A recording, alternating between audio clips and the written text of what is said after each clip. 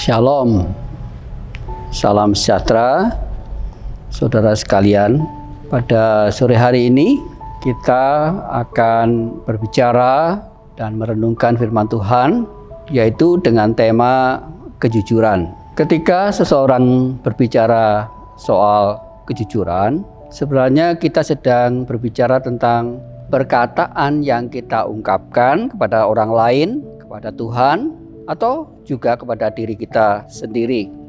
Selama seseorang itu berkata jujur, memperkatakan sesuai dengan fakta, maka ada beberapa kalimat yang dinyatakan oleh Tuhan Yesus. Orang yang berkata dengan apa adanya itu tidak perlu didampingi dengan semacam sumpah atau menyungguhkan perkataannya itu dengan nada yang sifatnya berjanji yang sebenarnya tidak perlu sama sekali. Misalnya kita temukan di dalam seseorang yang berkata, atau pada waktu seseorang itu berkata tentang sesuatu yang benar, jujur, kadangkala didukung oleh sebuah pernyataan tambahan untuk menyatakan bahwa dia jujur berkata itu. Misalnya begini, dia berkata, atau tambahan pernyataannya adalah, saya berani bersumpah bahwa apa yang saya katakan ini benar. Sebenarnya pernyataan ini tidak perlu kalau dia sudah berkata apa adanya atau disampaikan dengan jujur. Sebenarnya tidak seperti itu. Kadang-kala kita menemukan ada orang yang mengatakan itu dengan tanda dua jari, swear, bersumpah, tanda dia sedang berjanji, bersumpah, menyungguhkan perkataannya.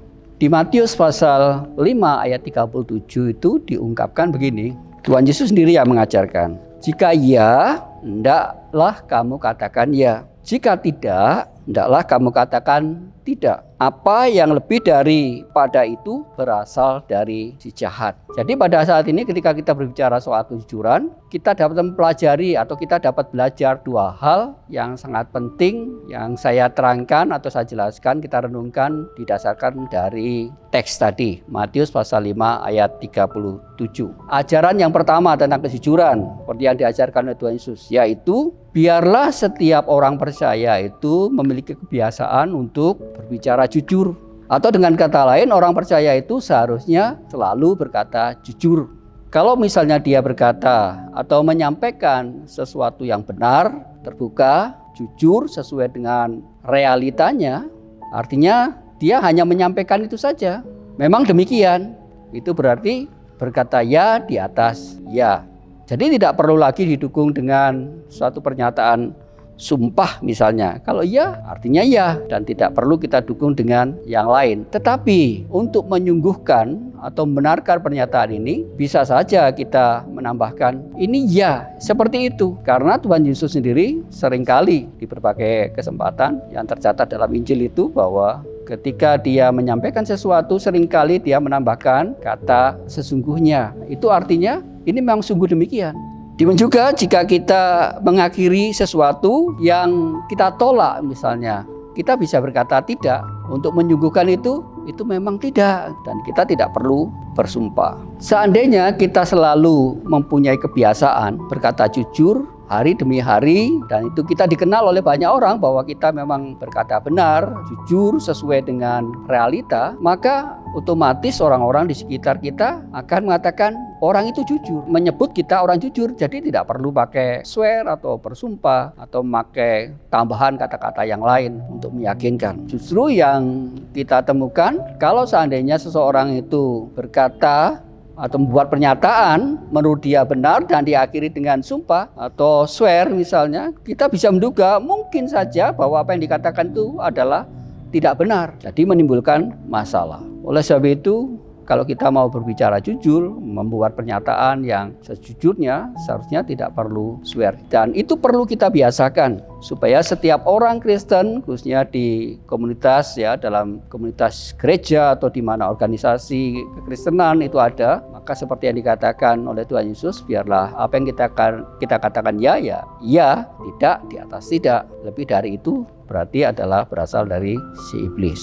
Kita perlu membiasakan untuk berkata jujur, menyatakan kejujuran apa adanya dan tidak perlu bersumpah. Itu yang pertama. Sedangkan yang kedua itu adalah bahwa orang Kristen, orang percaya kepada Yesus Kristus itu sesuai dengan teks tadi harus memahami bahwa kejujuran itu perlu dikembangkan, perlu diperdalam, bukan hanya sebagai kebiasaan tetapi diperdalam. Ayat 37 tadi dikatakan bahwa ternyata sebuah kejujuran itu bisa ditambahi. Misalnya kita mendengarkan iblis, maka yang terjadi kejujuran menjadi plus. Jadi tidak jujur lagi, bukan suatu kejujuran lagi. Oleh sebab itu, kalau kita berbicara soal kejujuran, kita tahu bahwa kejujuran itu bisa berkembang. Oleh sebab itu Tuhan Yesus menegaskan apa yang lebih dari itu berarti berasal dari si jahat, berasal dari si iblis. Kita tahulah apa yang terjadi dalam Kejadian pasal 3. Peristiwa jatuhnya manusia memberontak kepada Allah dengan sadar. Itu dimulai dari godaan dari si penipu ini, si iblis itu. Sehingga ketika dia menambahkan atau si iblis itu menambahkan firman Tuhan, mengurangi firman Tuhan, dan akhirnya Hawa terkecoh dan dia jatuh.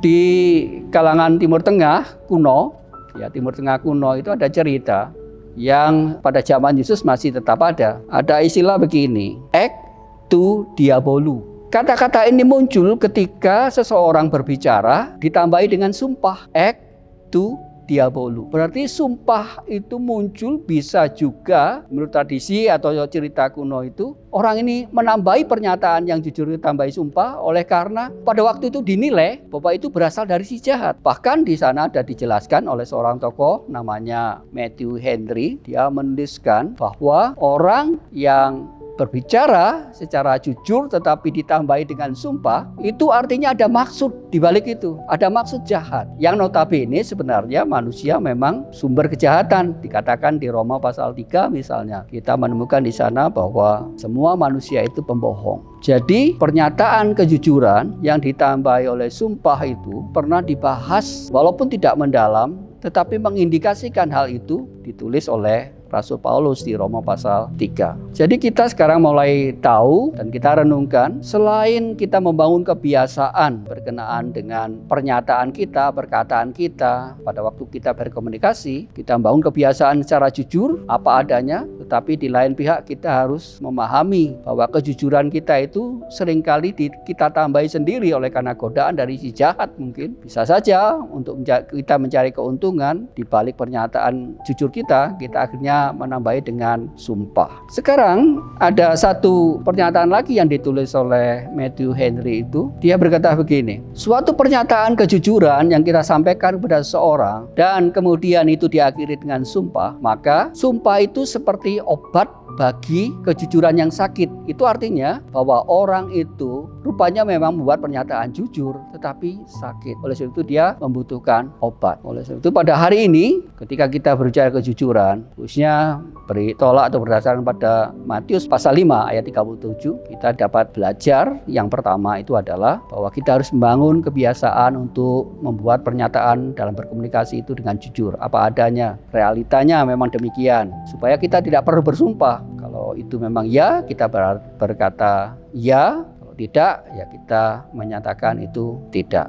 Kemudian yang kedua, bahwa kejujuran itu ternyata bisa ditambahi, dikembangkan oleh karena ada pihak lain yang berusaha memasukkan itu. Kalau menurut Tuhan Yesus itu berasal dari iblis, itu mungkin saja dipengaruhi oleh iblis sehingga kita menambahkan kejujuran apa adanya itu, kita tambahi dengan sumpah misalnya. Kita berusaha meyakinkan berulang kali seperti itu. Berarti kalau menurut teks ini kita sedang mencari keuntungan. Oleh sebab itu pada saat ini mari kita renungkan benar bagaimana kita berkomunikasi. Apakah kita mau mengembangkan atau kita merefleksikan kebenaran ini, yaitu membangun kebiasaan berkata jujur. Dan yang kedua, kita harus menolak semua hal yang berusaha untuk menambahkan kepada kejujuran kita itu. Amin. Tuhan Yesus memberkati.